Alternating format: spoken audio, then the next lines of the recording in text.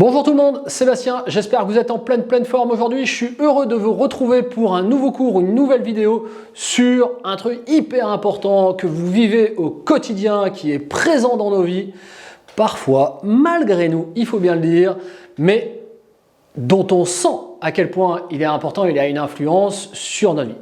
C'est quoi ? C'est la gestion du stress. Le stress, effectivement, on le sait depuis qu'on est tout petit, ou du coup on ne le sait pas, mais il est là, il est présent. Et ce qui est intéressant de comprendre, c'est que parfois il y a un bon stress. Il y a des stress qui sont nécessaires, et puis d'autres fois, malheureusement, il y a des stress qui sont plutôt handicapants et qui vont nous bloquer dans des choses que l'on veut faire.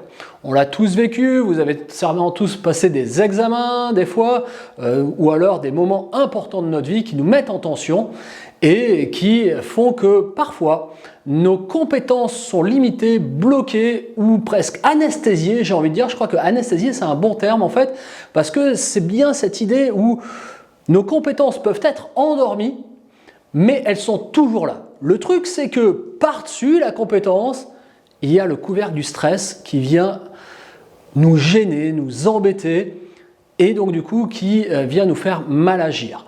Ceci étant, comme je vous l'ai dit, il y a aussi du bon stress qui, justement, grâce au fait que l'on va vouloir, souhaiter que quelque chose arrive, on va monter en compétence et du coup, on va devenir meilleur.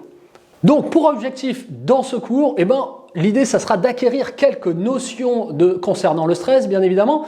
Et puis, pour aller un peu plus loin, ça sera d'essayer d'identifier les éléments pouvant déclencher ce stress, voir effectivement, si on a les éléments, on va pouvoir se préparer, on va pouvoir savoir que dans telle période, on va être stressé ou pas. Et donc, du coup, ça va nous permettre de nous préparer, mieux d'anticiper ce qui peut se passer. Et puis, enfin, on essaiera de regarder aussi comment on peut gérer des situations liées au stress. Sans plus attendre, je vous retrouve pour le premier chapitre.